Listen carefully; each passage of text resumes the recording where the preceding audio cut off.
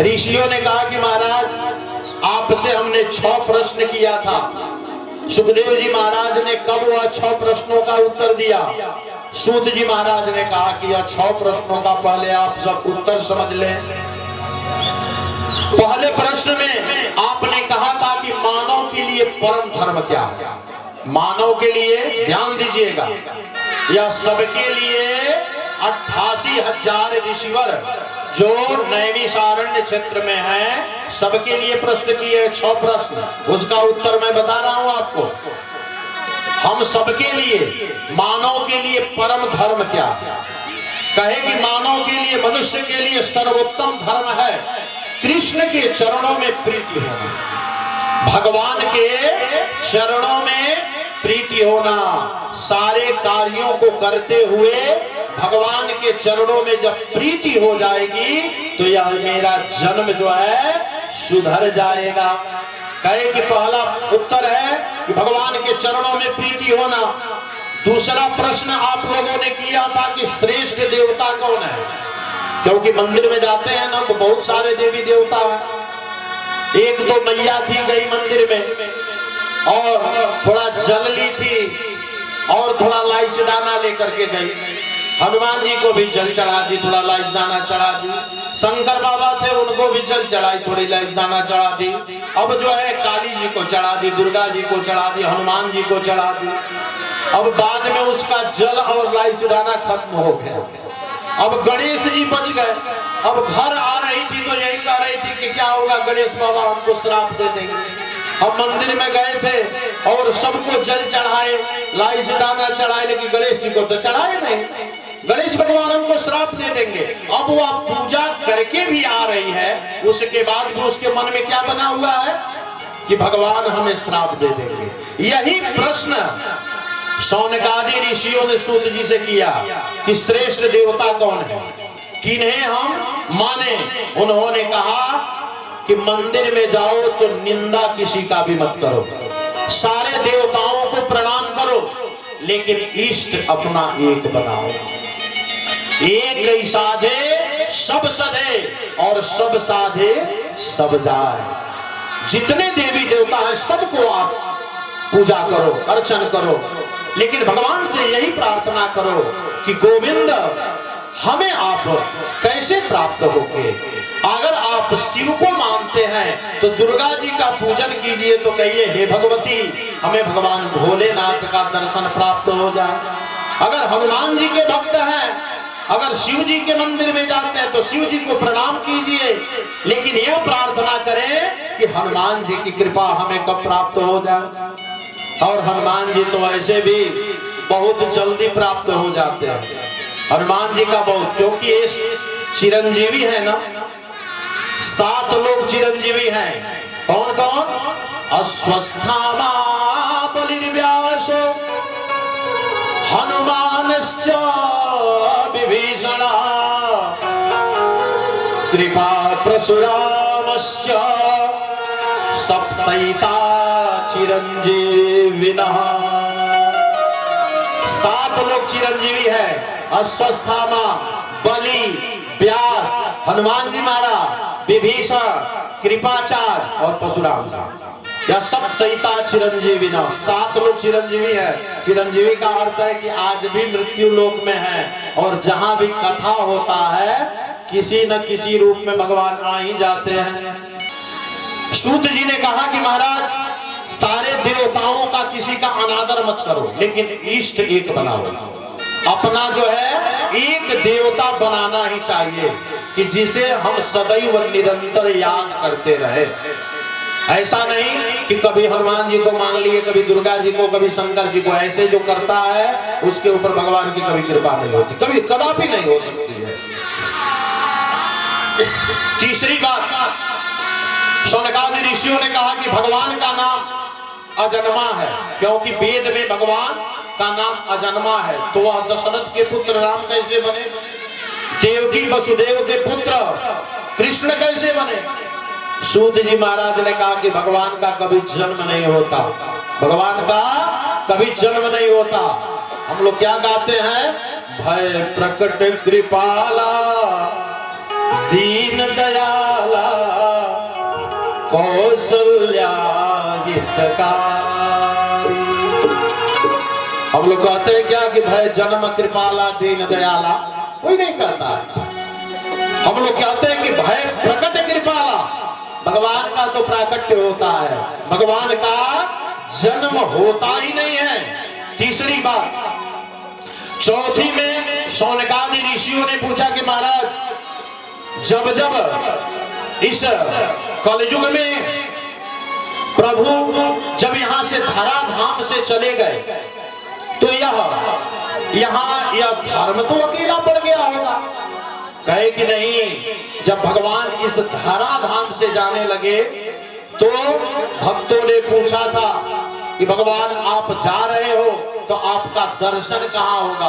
तो भगवान ओम रूप लेकर के और इसी श्रीमद् भागवत में प्रवेश कर गए और प्रति मंत्र में भगवान का वास हो गया।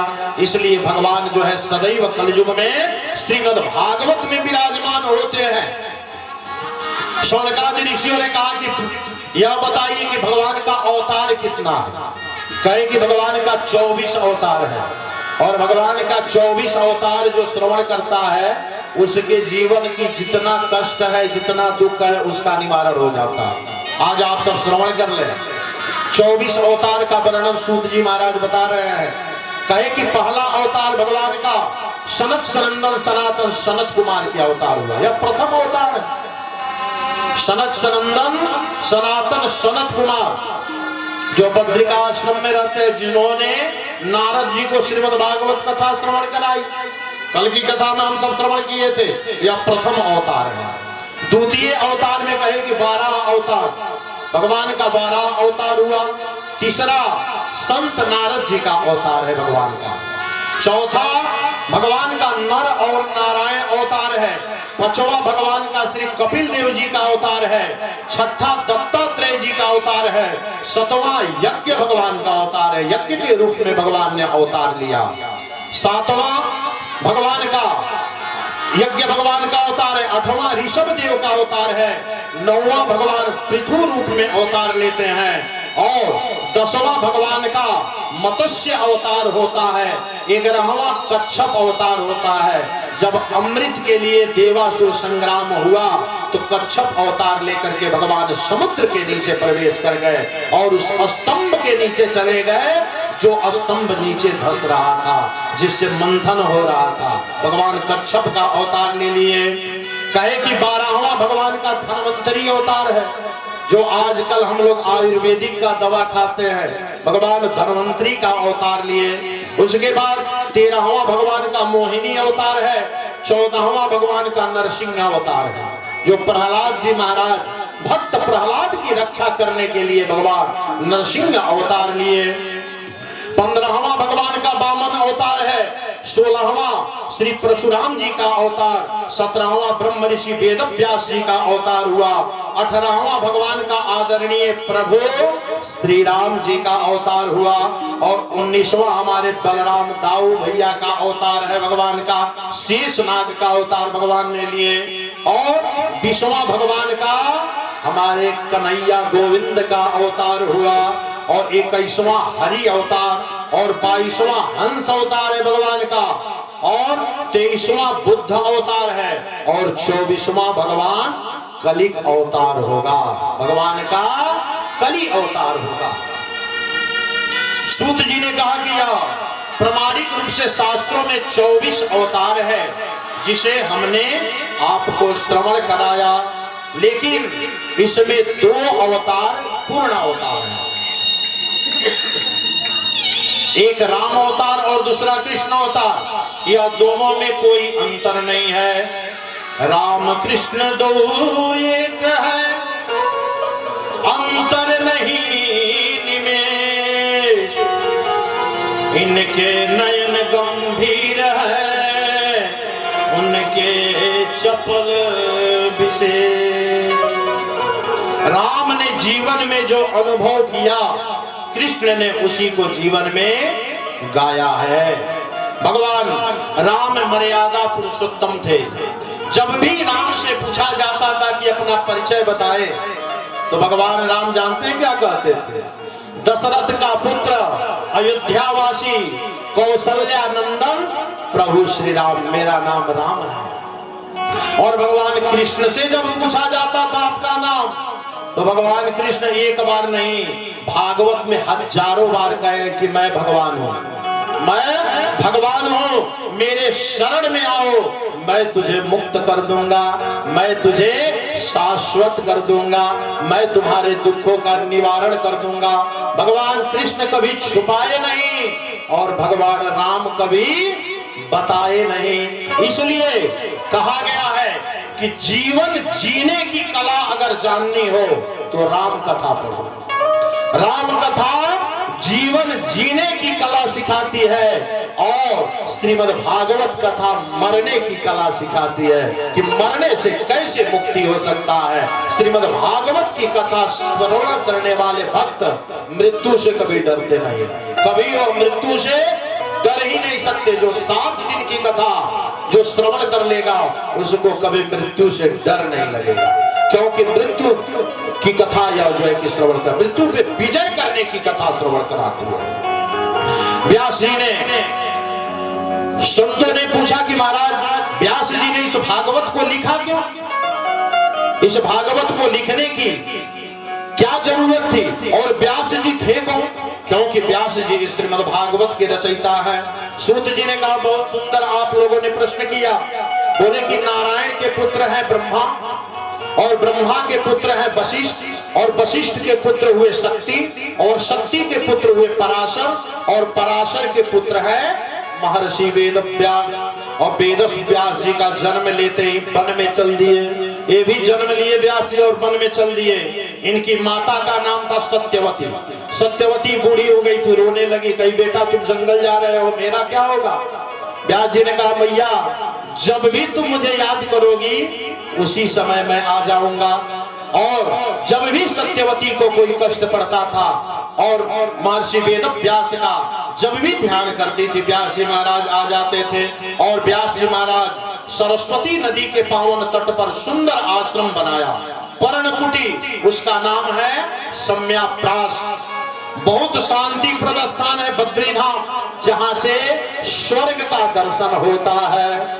और भगवान व्यास जी जब तपस्या में बैठे, भजन करने के लिए बैठे, देखे कि पूरी दुनिया नाच रही है। व्यास जी जब आंख मूंद करके और तपस्या करने बैठते थे, देखते थे कि पूरी दुनिया नाच रही है। क्यों? क्योंकि मात्र जो है खाना पीना, हंसना रोना और मर जाना। उन्होंने देखा कि मृत्यु लोक के मनुष्य जन्म लेते हैं और जुआ होते हैं, वृद्ध होते हैं और मर जाते हैं, इसके अलावा कोई काम नहीं। सूत जी महाराज ने कहा कि जीने मरने की बात नहीं है, ऐसे भी हमारे कलयुग में 100 वर्ष का उम्र है।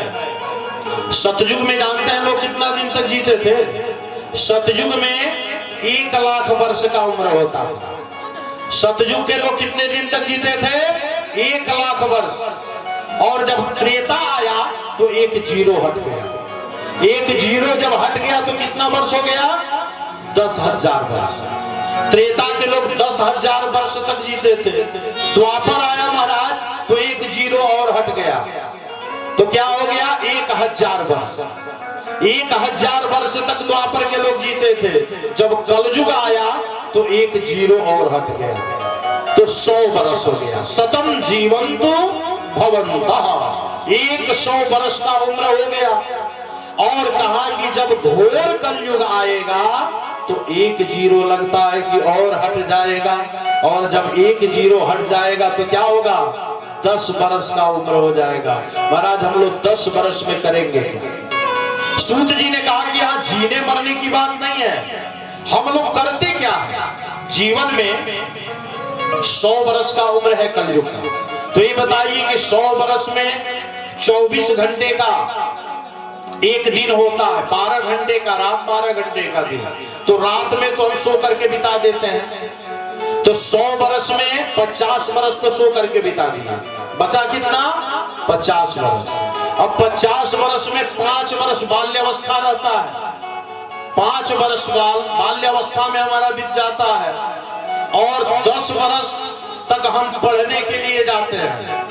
अब के लिए जाते हैं, पढ़ाई में बीत जाता है 15 बरस। उसके बाद से जब 5 बरस और हम जो है किसी तैयारी करते हैं कमाने के लिए, क्योंकि मेरा शादी हो जाए। 20 बरस के बाद विवाह हो जाता है। जब विवाह हो जाता है तो 10 बरस तक हम क्या करते हैं, चारों धाम का यात्रा करते हैं। चारों धाम का यात्रा का मतलब ससुराल जाना। ससुराल चले गए, चारों धाम का। पत्नी कहती है खड़े हो जाओ, खड़े हो गए, बैठ जाओ, बैठ गए। यही कार्य जो 10 बरसिया हो जाता, हमारा निकल गया कितना, 40 बरस। 10 बरस मात्र बचा और बुढ़ापा आ जाता है। तो बुढ़ापा में हम क्या करेंगे, एक तरफ खांसेंगे अपने और एक तरफ पत्नी खांसेंगे, कुछ मिलेगा नहीं महाराज। उस समय क्या कहना होगा, राम राम, तो कहेंगे आम आम। इसलिए भगवान से कहे कि भगवान, जब भगवान सबको देने लगे ना, जब भगवान सबको बांटने लगे हस्तिनापुर में, तो जानते हैं वहां सुभद्रा ने क्या मांगा था कि कृष्ण त्वदीय पद पंकज पंजराते अद्यैव में विशतमान सराज हंस प्राण प्रयाण समये कफवात पित्तई कंठावरोधन विधो स्मरणम कुतस्ते। सुभद्रा ने कहा था कि प्रभु अगर देना चाहते हो तो आपके कमल रूपी वह चरण कमलों में मेरा राजहंस, मन रूपी राजहंस अभी का अभी जाकर के लग जाए।